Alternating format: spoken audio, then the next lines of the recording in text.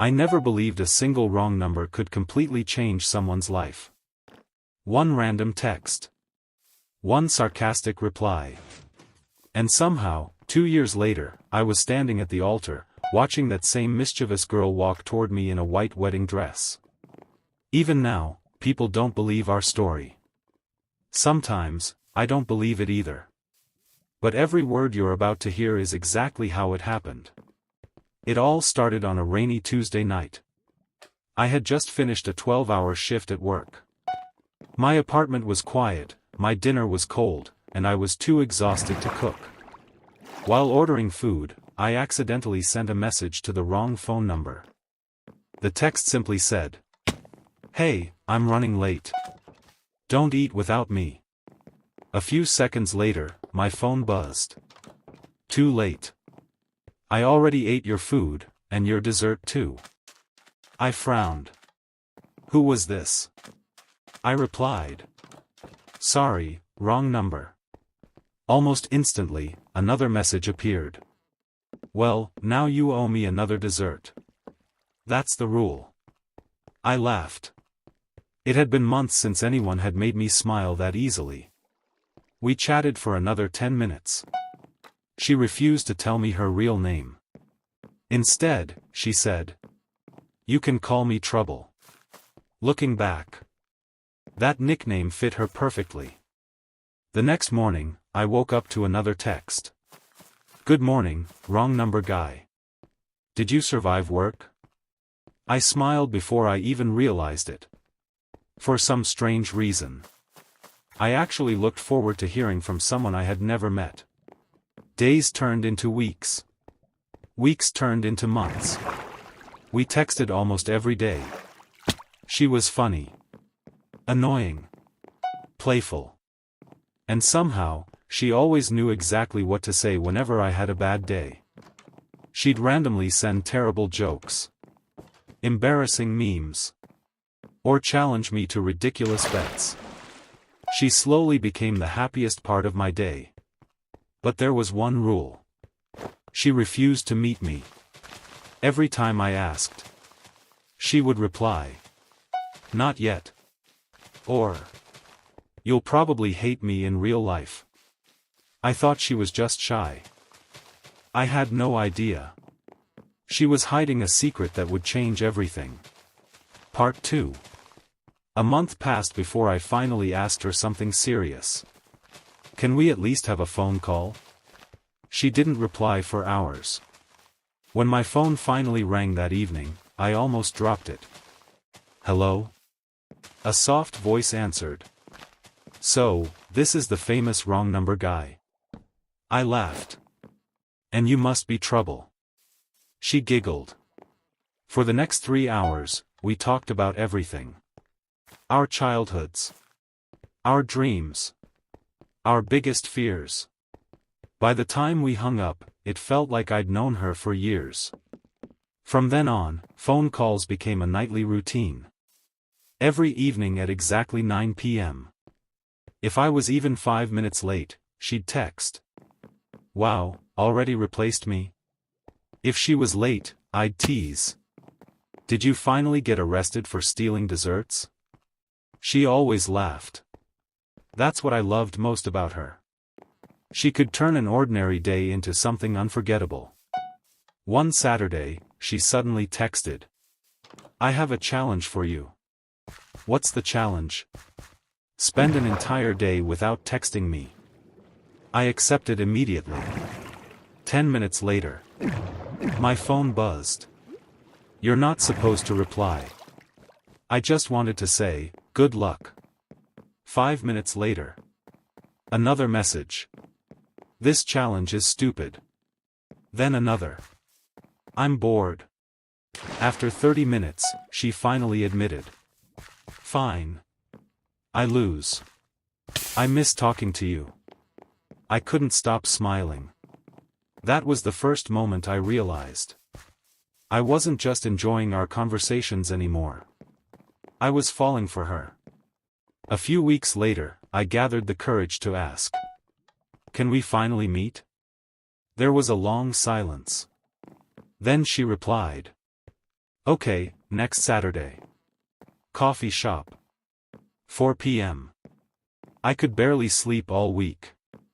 Saturday finally arrived. I wore my best shirt. Bought a small bouquet of white flowers. And reached the cafe 30 minutes early. 4 o'clock came. No sign of her. 4:30. Still nothing. At 5 o'clock, my phone vibrated. I'm sorry. I couldn't do it. Why? I typed. Several minutes passed before her reply appeared. Because if you see the real me, I'm afraid you'll never text me again. I stared at the screen. There was pain behind those words. Not a joke. Not one of her playful tricks. Something was wrong. I replied immediately. I don't care what you look like. I care about the person who makes me smile every single day. No answer. 1 day passed. Then 2. Then an entire week. For the first time since that accidental text, my phone stayed completely silent. And that's when I realized. Losing someone you've never even met can hurt just as much as losing someone you've loved for years. Part 3. For 8 long days. There wasn't a single message. No sarcastic jokes. No random memes. No, good morning, wrong number guy. Just silence. I tried calling. The phone was switched off.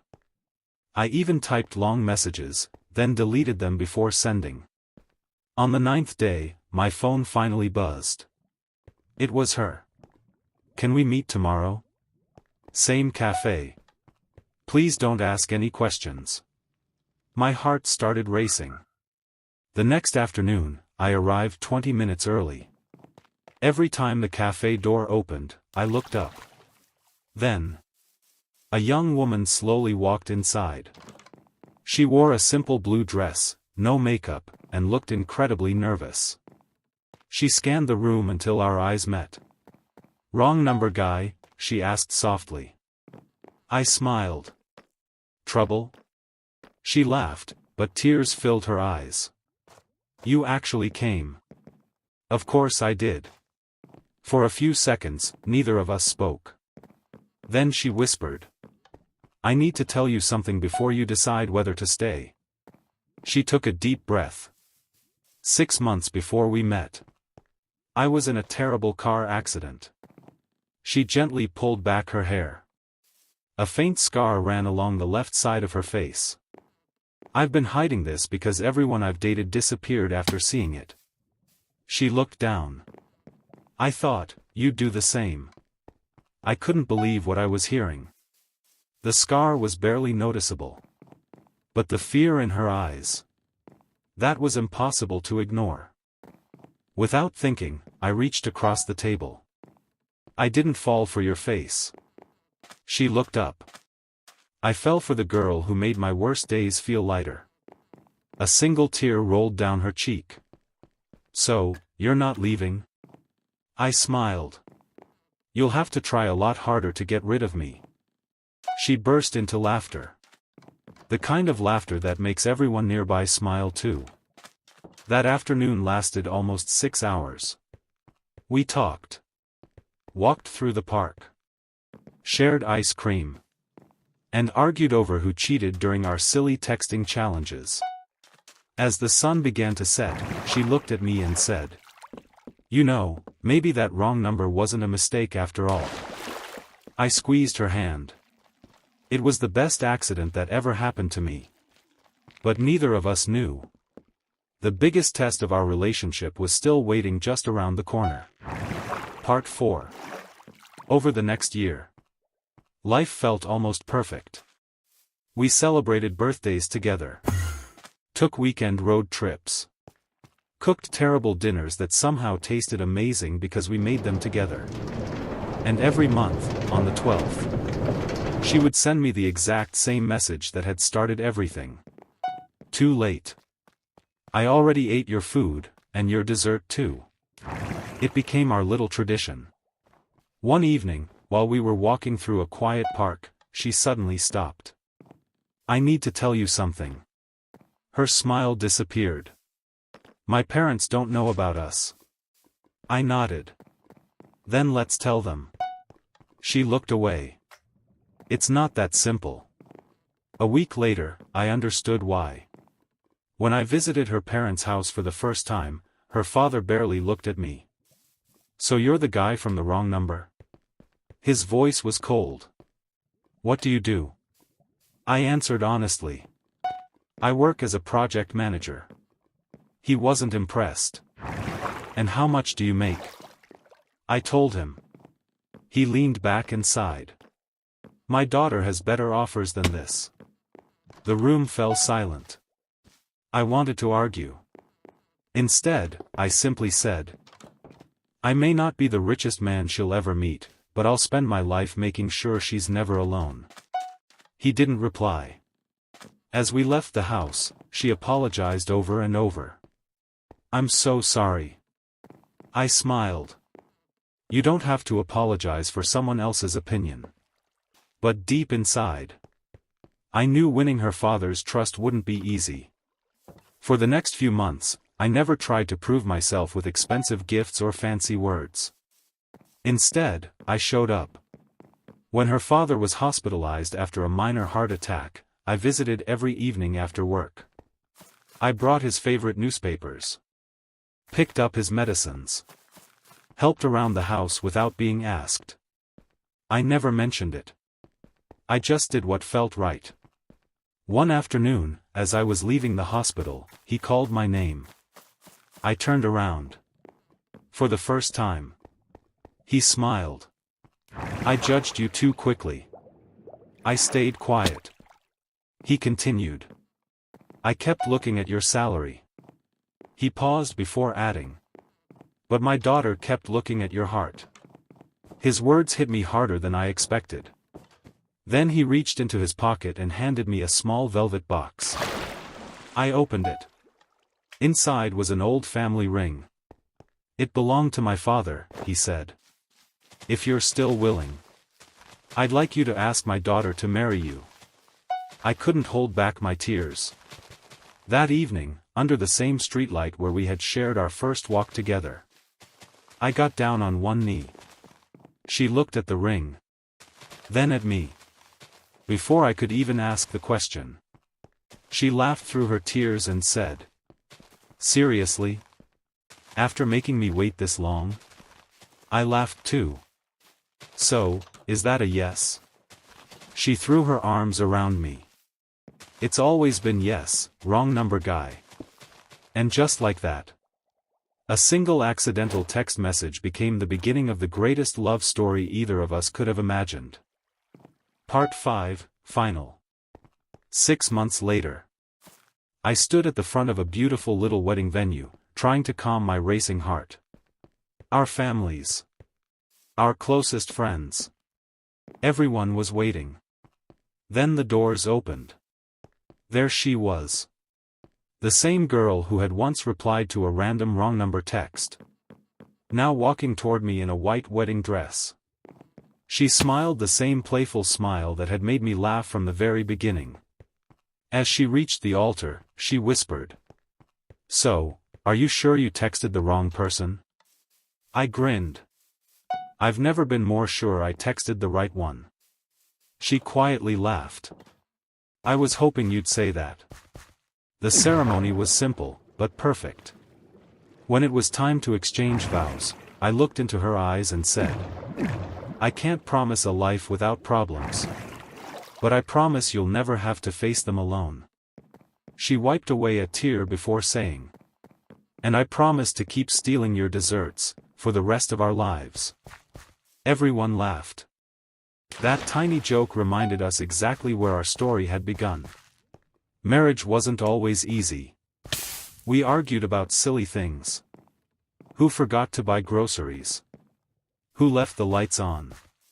Who made the kitchen look like a disaster after cooking? But no matter how upset we were, one rule never changed. We never went to bed angry. Instead, one of us would always send the first message. Usually it was her. Too late. I already forgave you. Every single time. It made us laugh. 3 years later. Our daughter was born. One evening, while putting her to sleep, my wife smiled and asked, "Do you think she'll ever believe how we met?" I laughed. Probably not. She looked at our little girl and whispered, "If it weren't for one wrong number, none of this would exist." I took out my old phone, which I had kept all these years. The very first conversation was still there. Me, "Hey, I'm running late. Don't eat without me." Her, "Too late. I already ate your food, and your dessert too." We looked at each other and smiled. One small mistake. One unexpected reply. One playful girl. And one ordinary man. That was all it took to create a lifetime of happiness. Sometimes, life doesn't change because of perfect plans. Sometimes, it changes because you accidentally text the wrong number.